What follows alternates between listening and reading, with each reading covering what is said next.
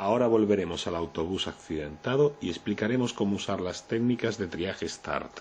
Do so. You can stand up and walk outside here over to the curb. Es importante agrupar a todas las víctimas leves fuera del autobús, dirigirlas a un lugar seguro y decirles que se queden ahí.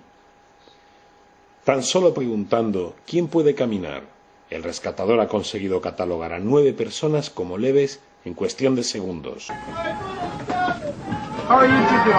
You look okay. I need you guys to stick around to help me, so just wait right here, okay? Las personas sin heridas pueden ayudarnos a realizar los primeros auxilios que van a precisar los heridos. Esto forma parte del triaje inicial y asegura un rápido tratamiento. ¿Qué víctima llamará primero su atención? ¿El chico inconsciente? ¿El hombre cubierto de sangre? ¿La conductora del autobús que grita histérica? Como es imposible saber a primera vista cuál de ellos está más grave, debemos comenzar el triaje con la primera víctima que nos encontremos. El análisis de las víctimas comienza en el mismo momento en que la última de las personas que pueda caminar abandona la escena del accidente. El triaje START es simple y fácil de recordar. Tiene 3 pasos: RPM. Respiración, perfusión y estado mental. RPM. Cuando seamos los primeros en llegar al lugar de un accidente y tengamos varias víctimas, recordemos RPM. Ahora vamos a ver cómo usar estas recomendaciones para catalogar a cada víctima en menos de 30 segundos. El primer análisis es el de la respiración, porque es la función más crítica. Si el paciente no respira por tener la vía aérea obstruida, intentaremos liberarla. Para ello quizás tengamos que alinear el cuello, a pesar de que podamos provocar una lesión medular o agravar una ya existente. Si estamos solos, tan solo moveremos el cuello de aquellas víctimas que estén inconscientes y no respiren.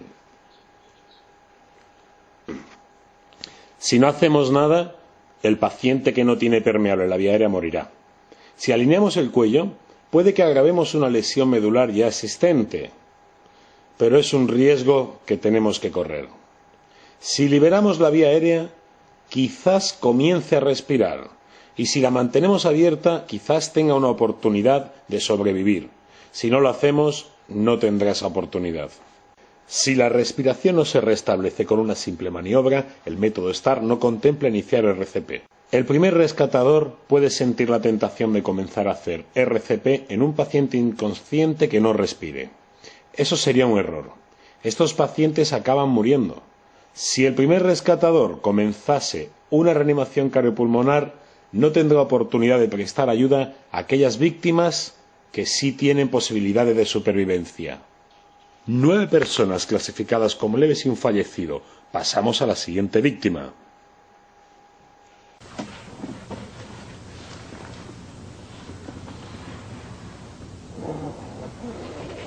Yeah, you need help over here. Need your help support his head.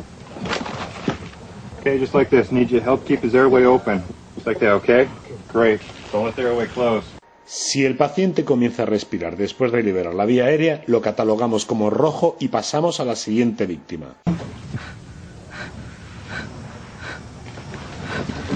Para evaluar la respiración en un paciente, observamos su frecuencia respiratoria. Pacientes con más de 30 respiraciones por minuto serán clasificados como rojos, según el método START.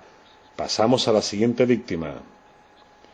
No necesitamos contar las respiraciones durante 1 minuto para saber si un paciente está hiperventilando o tiene una ventilación normal.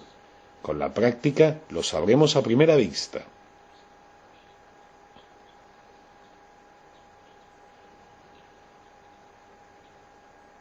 Si el paciente está respirando a menos de 30 respiraciones por minuto, pasaremos a evaluar el tercer y último paso, la perfusión. Vamos a hacer un resumen sobre la evaluación de la respiración según el método START. Si el paciente no respira, alineamos y liberamos la vía aérea. Si sigue sin respirar, es catalogado como fallecido. Si comienza a respirar, es catalogado como rojo. Pacientes que sí respiran, pero con una frecuencia superior a 30, son catalogados como rojos. Si la frecuencia respiratoria del paciente es menor de 30, pasaremos al siguiente paso, la perfusión. En una situación complicada, la prueba más eficaz para comprobar la perfusión de un paciente es el relleno capilar. Para ello, presionamos sobre una uña del paciente, liberándola inmediatamente. Si la piel bajo la uña vuelve a recuperar su color rosado en menos de 2 segundos, la circulación es correcta. Si necesita más de 2 segundos, este paciente será catalogado como rojo y pasaremos a la siguiente víctima. El pulso radial también nos indica una volemia correcta. Si no encontramos pulso radial, probablemente la presión sistólica haya bajado de 80. Tendremos que elevar la pierna del paciente para garantizar el riego al cerebro, corazón y pulmones, y el paciente es catalogado como rojo. Put as much pressure you can on there. I need you to stop her bleeding, okay? En los casos en que haya un sangrado externo abundante, dé instrucciones a la víctima o a algún ayudante para que comprima fuertemente sobre la herida. Si el paciente tiene una perfusión adecuada, procedemos a su evaluación neurológica.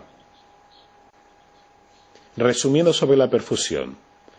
Comprobamos el relleno capilar presionando sobre una uña. Si el color no ha vuelto en 2 segundos, sospechamos la existencia de hemorragia y el paciente es catalogado como rojo. Elevamos el miembro y, si es necesario, controlamos la hemorragia. Si el paciente tiene una perfusión adecuada, el relleno capilar será menor de 2 segundos. Pasamos al tercer y último paso, la evaluación neurológica. What's your name? En el contexto de una catástrofe, un paciente con déficit neurológico es catalogado como rojo. Se debe comenzar a evaluar el estado neurológico del paciente desde el primer momento. Si tiene dificultad para responder a preguntas o comentarios sencillos, será catalogado como rojo. My leg over here, my leg. Oh God, I think it's broken. I think it's broken. Just relax. Okay, you're breathing fine. Get me out of here. Please, my leg really hurts. It really hurts. Okay, you've got a good pulse. You've got a good strong pulse. What's your name? Jan. Okay, Jan. What day is it? Friday. Friday. Good. Okay. Please, it hurts. Oh God. More firemen are coming. Okay, we'll get you out of here as soon as possible. Hurry. All right, I've got help coming. Si el paciente puede contestar coherentemente a preguntas sencillas, lo catalogamos como amarillo o demorable y pasamos a la siguiente víctima. Resumiendo sobre la evaluación neurológica. Si el paciente no responde a preguntas o comentarios sencillos, lo catalogamos como rojo. Si puede hacerlo, lo catalogamos como amarillo y pasamos a la siguiente víctima. La categoría demorable no significa que el paciente no esté herido o que no necesite tratamiento. Significa que el paciente no está en riesgo de muerte inminente. Como podemos ver, cada paciente es triado y catalogado durante la primera evaluación, dependiendo de la necesidad de asistencia médica. Los pacientes rojos han de ser evacuados tan pronto como lleguen las ambulancias. Para los pacientes que esperan transporte es necesaria una segunda evaluación por parte de personal cualificado para cambiar su estatus y proporcionarles el tratamiento adecuado. Como hemos visto, el método STAR es eficaz para categorizar y tratar pacientes de una forma rápida. Cuando seamos los primeros en acudir a un incidente con varias víctimas, el entrenamiento en el método STAR nos permitirá hacerlo mejor para la mayoría. Resumiendo, en este vídeo hemos aprendido a alejar a los heridos que puedan caminar de la zona de impacto, reduciendo el número de víctimas que tenemos que evaluar. Hacer uso de pacientes leves para aplicar técnicas sencillas sobre otras víctimas. Comenzar la evaluación con la primera víctima que encontremos.